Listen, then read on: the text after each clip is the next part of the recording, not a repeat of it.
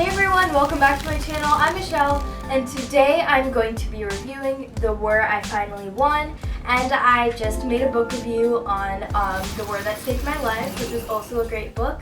I will leave the link in the description box below if you guys want to see that book review before seeing this one. This is the sequel to that book, and I am so excited to be reviewing this. But before I get into this video, my dad and I have been updating our editing skills, so if you could please subscribe and like and hit that notification bell, that would be great.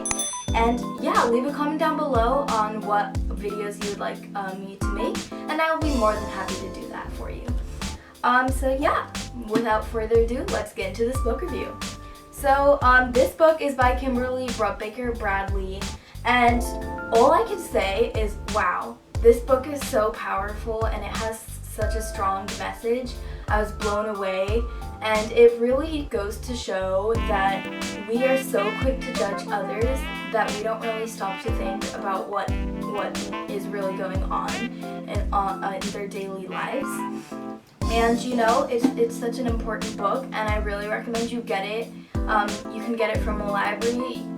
You can buy it. I will leave the links in the description box below to get this book, and I recommend you buy it more than get it from a library, because honestly I feel like I have a treasure with me, instead of, you know, I can always open the book and then just go over the themes and, you know, refresh my mind, and that way when I go outside maybe I'll have a different perspective on people. But anyways, I'm going to start off by reading a little summary that's in the front. So it says, 11-year-old Ada's clubfoot has been fixed at last, and she knows now that she's not what her mother said she was, damaged and drained. But soon, Ada learns that she's not a daughter anymore either. Who is she now? World War II rages on, and Ada and her brother move with their guardian Susan into a cottage with the iron-faced Lady Thornton and her daughter. Life in the crowded home is tense. Then Ruth moves in. Ruth, a Jewish girl from Germany. A German? Could Ruth be a spy? As the fallout from war intensifies, calamity creeps closer, and life during wartime grows even more complicated. Who will Ada decide to be? How can she keep fighting? And who will she struggle to save?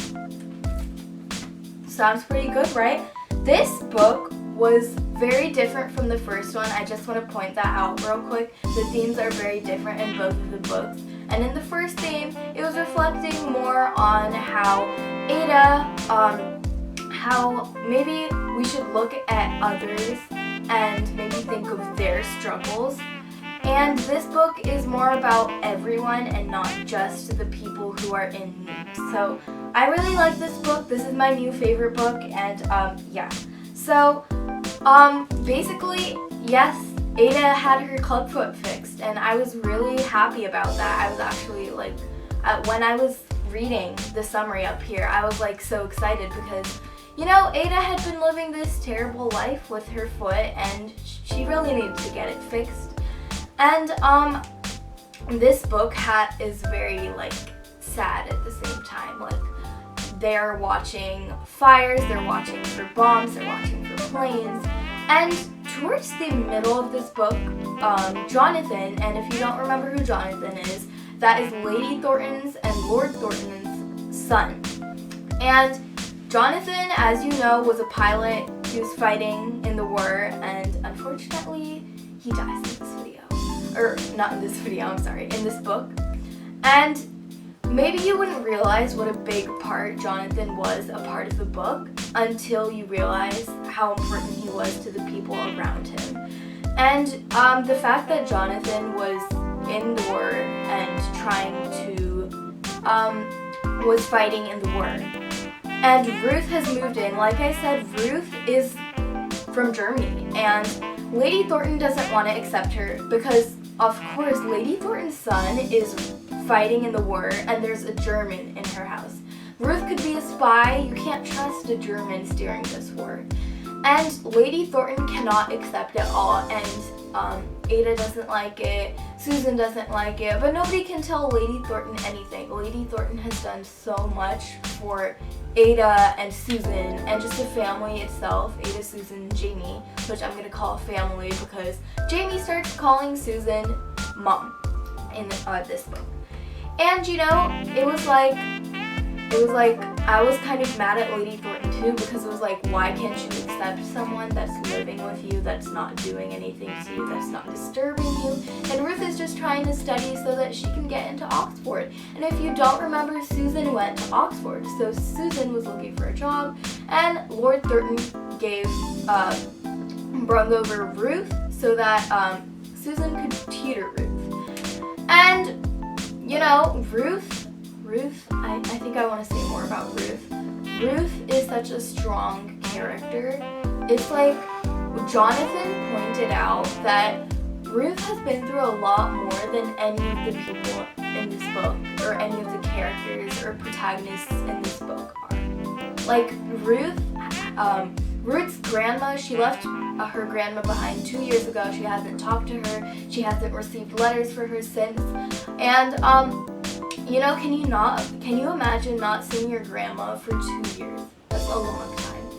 And she hasn't seen her parents either, but she does receive letters from them. She writes to them, and they write back, but they're in refugee camps. And the U.S. is trying to figure out whether they want to, not the U.S., sorry, London is trying to figure out whether they want to bring them in or not. They're still trying to decide whether they are safe or not. And this hurts Ruth a lot, and Ruth is such a shy girl.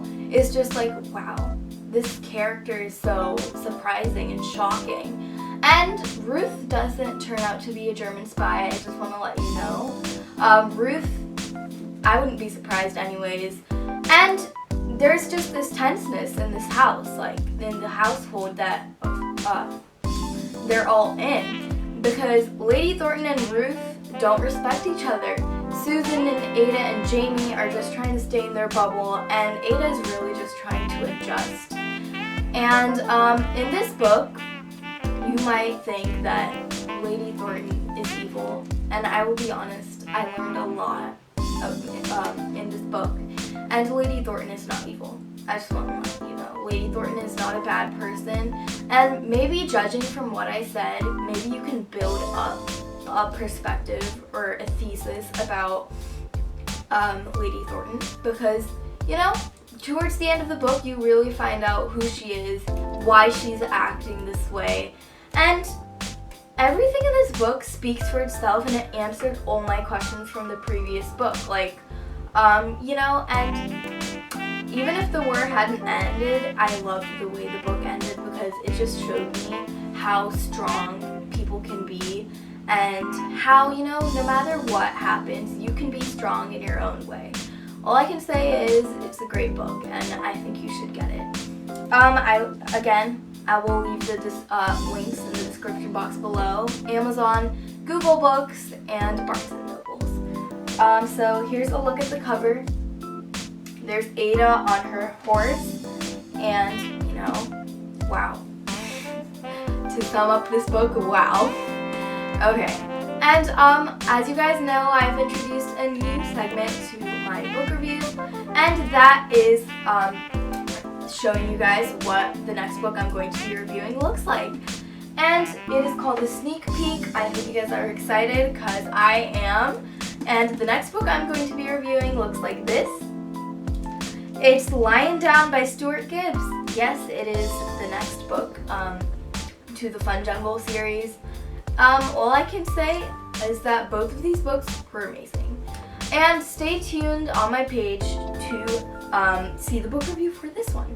I upload every Sunday, and make sure you come back every Sunday towards the afternoon, so that you can, maybe after 12 o'clock or after 4 o'clock, so that you can check out my new videos.